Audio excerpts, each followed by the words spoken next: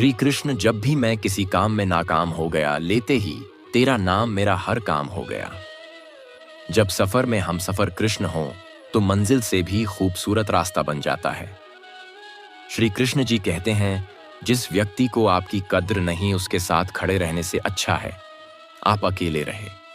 कृष्ण ने कहा, मैं तो सबकी सुनता हूं, पर मेरा कौन सुनता है। इंसान गलत कार्य करते समय दाएं बाएं, आगे पीछे, चारों तरफ देखता है, बस ऊपर देखना भूल जाता है। संत जन कहते हैं कि जो भगवान की कथा श्रवण करता है, वाचन करता है, वो संसार में रहता तो है, लेकिन रहता हुआ भी वो मुक्त रहता है।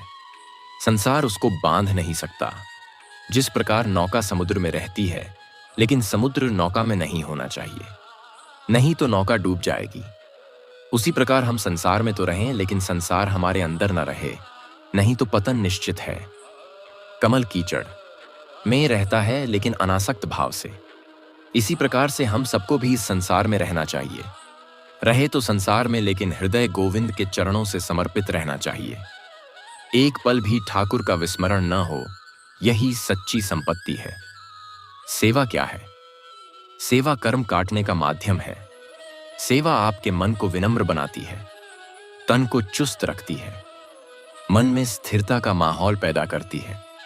सेवा खुशी है, सेवा विश्वास है। निस्वार्थ सेवा जीवन में सुख शांति लाने का सर्वश्रेष्ठ माध्यम है। सेवा प्यार है।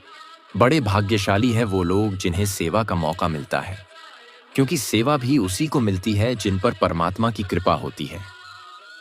श्री कृष्ण कहते हैं, आपको बहुत सारी चीजें मिलेगी तो आपको बहुत सारा सुख मिलेगा, यह भ्रम है। सत्य तो यह है कि बहुत सारा सुख यानी शाश्वत सनातन सुख है।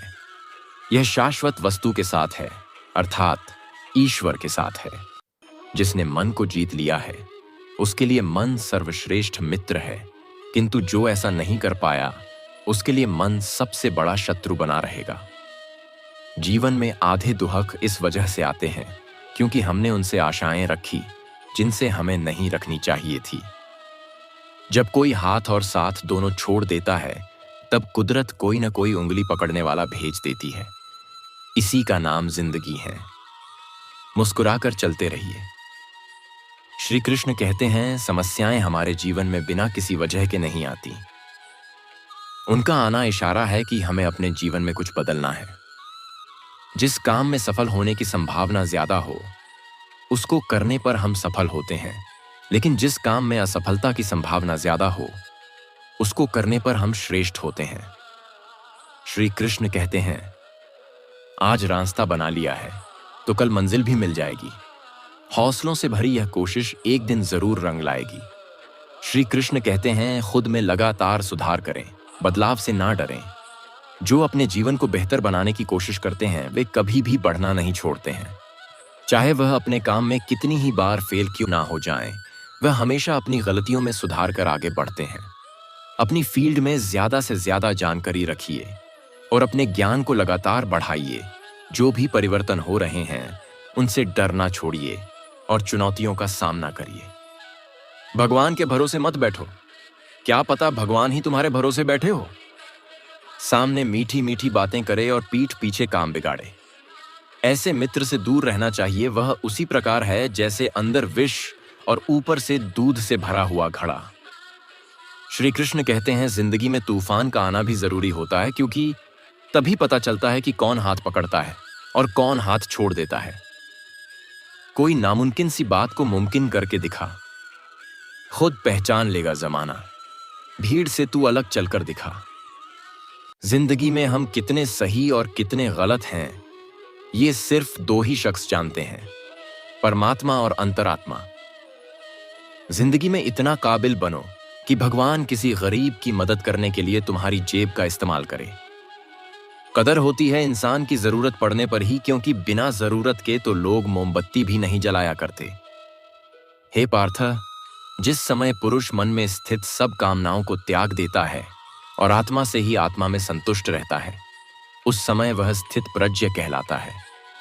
दुख में जिसका मन उद्विग्न नहीं होता, सुख में जिसकी स्पृहा निवृत्त हो गई है, जिसके मन से राग, भय और क्रोध नष्ट हो गए हैं, वह मुनिस्थित प्रज्ञ कहलाता है।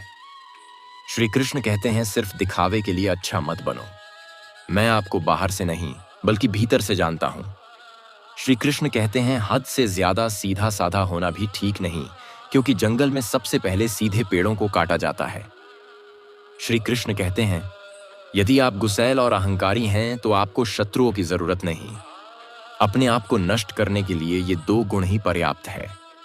श्री कृष्ण कहते हैं, मुंह से माफ करने में किसी को वक्त नहीं लगता, पर दिल से माफ करने में सारी उम्र बीत जाता है। व्यक्तित्व में थोड़ी सी कठोरता भी आवश्यक है। कभी कभी आपके अत्यधिक सरल स्वभाव और मीठे शब्दों को आपकी निर्बलता अथवा आपका ढोंग भी समझा जाता है। कृष्ण ने राधा से पूछा कि एक ऐसी जगह बताओ जहां मैं नहीं हूं। राधा ने मुस्कुराते हुए कहा कि मेरे नसीब में। एक बार किसी ने भगवान से पूछा, प्रभु आप भी कमाल करते हैं, किसी को इतना खूबसूरत और किसी को बदसूरत बना देते हो, आखिर ऐसा क्यों? भगवान ने जवाब दिया, मैं जब मिट्टी गूंथता हूं तो सुंदरता और कुरूपता का अनुपात सभी के लिए बराबर ही लेता हूं, परंतु किसी में सुंदरता बाहर रह जाती है और किसी में अंदर। श्री कृष्ण कहते हैं, किसी ने भगवान से पूछा, जहर क्या होता है? भगवान ने बहुत सुंदर जवाब दिया, हर वो चीज जो जिंदगी में आवश्यकता से अत्यधिक होती है वही जहर होती है। अच्छे लोगों की भगवान परीक्षा बहुत लेते हैं परंतु साथ नहीं छोड़ते, और बुरे लोगों को भगवान बहुत कुछ देते हैं परंतु साथ नहीं देते। भगवान श्री कृष्ण कहते हैं कि तुम क्यों व्यर्थ में चिंता करते हो? तुम क्यों भयभीत होते हो? कौन तुम्हें मार सकता है? आत्मा न कभी जन्म लेती है और न ही इसे कोई मार सकता है। ये ही जीवन का अंतिम सत्य है। श्री कृष्ण कहते हैं, गलत को गलत कहने की हिम्मत रखो, चाहे वो अपना ही गलत क्यों ना हो, और सही को सही कहने की भी हिम्मत रखो, चाहे वो पराया सही क्यों ना हो। श्री कृष्ण जी कहते हैं, समय कभी नहीं रुकता। आज यदि बुरा चल रहा है तो कल अवश्य अच्छा आएगा। आप केवल निस्वार्थ भाव से कर्म कीजिए और वही आपके हाथ में है। हे अर्जुन, कर्म मुझे बांधता नहीं, क्योंकि मुझे कर्म के प्रतिफल की कोई इच्छा नहीं। तनाव से केवल समस्याएं हो जन्म लेती हैं। समाधान खोजने हैं तो मुस्कुराना ही पड़ेगा। श्री कृष्ण कहते हैं, किसी की बुराई तलाश करने वाले इंसान की मिसाल उस मक्खी की तरह है जो सारे खूबसूरत जिस्म को छोड़कर केवल जख्म पर ही बैठती है। जिंदगी में कभी उदास ना होना, कभी किसी बात पर निराश ना होना, यह जिंदगी एक संघर्ष है, चलती ही रहेगी। कभी अपने जीने का अंदाज ना खोना। श्री कृष्ण कहते हैं, वृक्ष कभी इस बात पर व्यथित नहीं होता कि उसने कितने पुष्प खो दिए। वह सदैव नए फूलों के सूजन में व्यस्त रहता है। जीवन में कितना कुछ खो गया, इस पीड़ा को भूलकर क्या नया कर सकते हैं? इसी में जीवन की सफलता है। जैसे तेल समाप्त हो जाने पर दीपक बुझ जाता है, उसी प्रकार कर्म के क्षीण हो जाने पर भाग्य भी नष्ट हो जाता है। किसी के कहने से यदि अच्छा या बुरा होने लगे तो ये संसार या तो स्वर्ग बन जाए या पूरी तरह से नर्क। इसलिए ये ध्यान मत दो कि कौन क्या कहता है, बस वो करो जो अच्छा है और सच्चा है। श्री कृष्ण कहते हैं, हे पार्थ, जो भाग्य में है वो भाग कर आएगा, और जो भाग्य में नहीं है वो आकर भी भाग जाएगा। इसलिए बेहिसाब हसरतें ना पालिए। जो मिला है उसे संभालिए। यदि आप वास्तव में कुछ करना चाहते हैं तो आप रास्तों की तलाश करेंगे। यदि आप कुछ नहीं करना चाहते हैं तो आप बहाने ढूंढेंगे। श्री कृष्ण कहते हैं, दूसरों की पसंद और विचारों का सम्मान करना सीखें।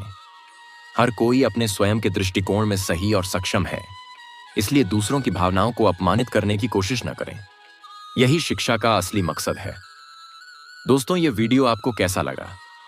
अच्छा लगा हो तो कमेंट में जरूर बताइएगा। वीडियो को लाइक करके चैनल को सब्सक्राइब जरूर करिएगा। धन्यवाद।